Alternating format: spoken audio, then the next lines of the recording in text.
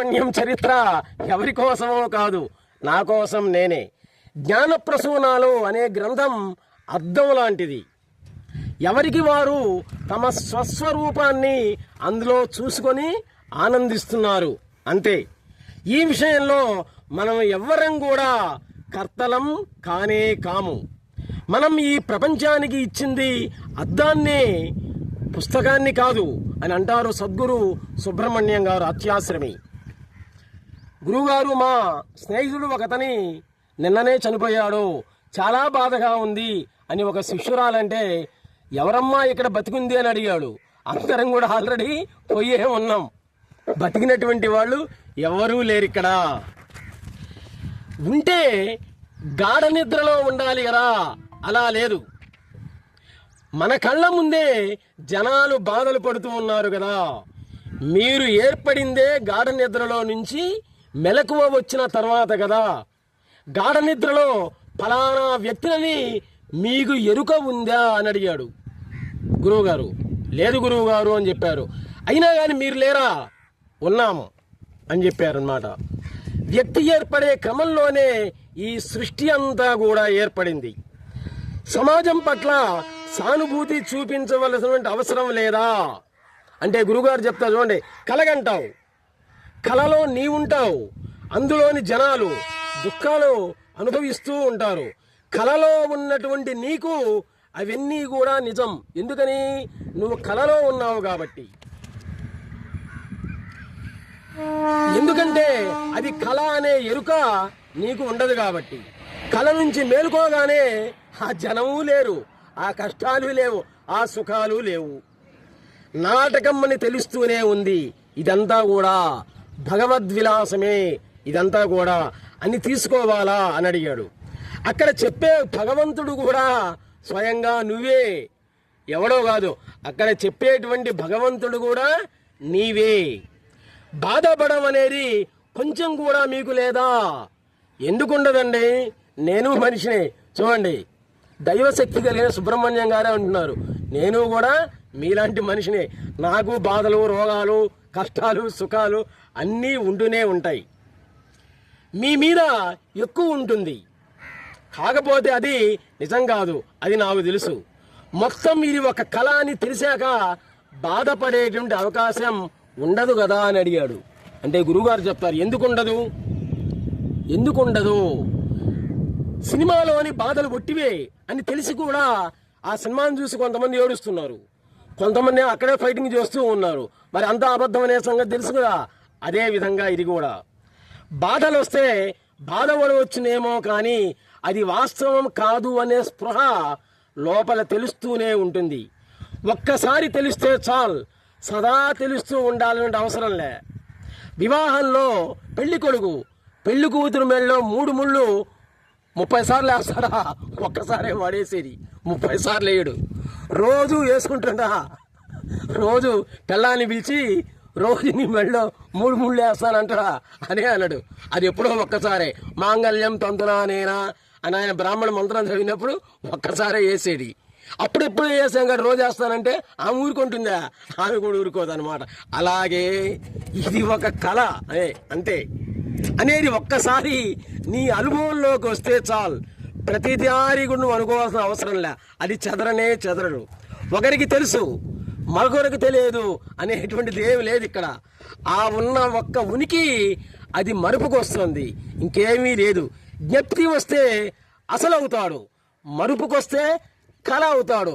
కొంతమంది ఏడుస్తూనే ఆనందపడతారు.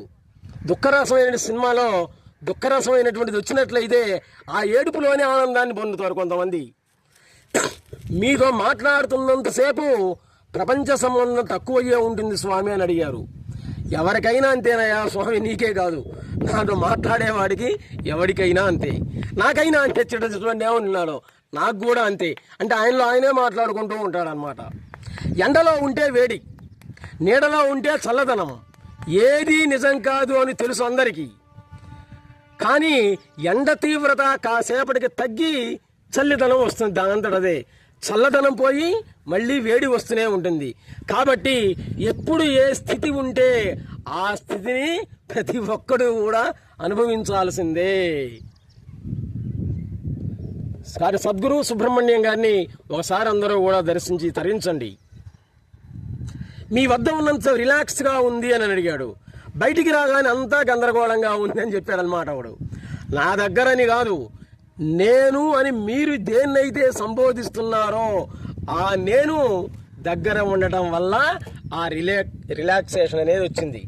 మళ్ళీ ఆ నేను మర్చిపోతే మళ్ళీ గందరగోళానికి గురవుతావు నువ్వు అని చెప్పాడు. మీ దగ్గరికి నేను వద్దకు వచ్చినట్టు లెక్క. మీ దగ్గర మీరున్నప్పుడు నా దగ్గర మీరున్నట్టే లెక్క అవుతుంది. కాబట్టి నేను అనే దానికి దగ్గరగా ఉండండి. వాస్తవమైన నేనే మీరంటారా? చూడండి ఏమి అడిగాడు. చిన్నదే క్వశ్చన్, ఎంతో అంతరార్థం ఉంది దీంట్లో. వాస్తవమైనటువంటి నేనే మీరంటారా? అంతే, అది నిజం, అదే సత్యం. బాగుంది అని అడిగాడు. బాగుండడం కాదు, అదే యథార్థం. నువ్వు బాగుంది అన్నా బాగలేదన్నా నాకేం గోల్డ్ మెడల్స్ పిహెచ్డీలు నువ్వు ఇవ్వాల్సిన పనిలే, యథార్థం ఉన్నదాన్నే నేను చెబుతున్నాను స్వామి అన్నాడు. ఆ స్వామి ఈ స్వామితోటి గురు అనుగ్రహం సదా మాపై ఉండాలి అని అన్నాడు. గురు అనుగ్రహమే ఒక గురువు, ఇంకా ఉండేదేముంది అక్కడ? అర్థం కాలేదు గురువు గారు అని అన్నాడు. కదలిక మీలోనే ఉంది అంటే నాకేం అర్థం కాలేదు అని అన్నాడు అనమాట. అప్పుడు చెప్తున్నారు చూడండి, లేత మొగ్గలో పువ్వు కనిపిస్తుందా? మొగ్గలో పువ్వు కనపడదు. దాని సమయం వచ్చినప్పుడు అది పువ్వుగా వికసిస్తుంది. రంగు, వాసన, అందం అన్నీ సమకూడతాయి వాటంతటవే. దానికోసం ఆ మొగ్గ తపస్సేమన్నా చేసిందా? మంచి వాసన రావాలి అని ఆ మొగ్గ తపస్సేం చేయాల. అవి వచ్చే తరుణం వచ్చింది అంతే. ఆ పుష్పాన్ని లేత మొగ్గలో చూడాలని ప్రయత్నిస్తే ఏమీ కనపడదు, మొగ్గే పుష్పంగా తయారైంది. అదేవిధంగా ప్రతి ఒక్కరిలో కూడా అది ఉంది, స్వయంగా తనకు తానే బయటపడుతుంది. తన గుడిసె కిందనే నిధి ఉన్న సంగతి లేక నయా పైసాలే దరిద్రులాగా ఉంటాడు. అజ్ఞాత స్థితి అదే, అజ్ఞాని యొక్క స్థితి. వాడు కూర్చున్నట్టు ప్లేస్ కిందనే ఉంది నా బంగారం నిధి, ఏమీ లేనట్లుగానే ఉంటాడు. దానికదే కలగవలసిందే కానీ మన ప్రయత్నాలేని అవసరం లేదా? నిద్ర నుంచి నీ ప్రయత్నంతో మేల్కొంటున్నావా? చూడండి ఏమడిగారు. నువ్వు నిద్రపోతున్నావు, నిద్రపోయేటప్పుడు ప్రయత్నం కొద్దీ నువ్వు మేలుకుంటావా? మెలకు వస్తే లేస్తావు, అది అప్రయత్నంగా జరిగేటువంటిదే. అసలు నిద్రలో మీరే ఉండరు, ఇంకా ప్రయత్నం ఏముంటుంది అక్కడ? ఆ విధంగానే ఉంటుంది ఇది కూడా. ఏదైనా ప్రయత్నం అనేది ఉంటే మేలుకున్నాక ఉంటుంది. మేలుకోవడమే ప్రయత్నం అని చెప్పాలి.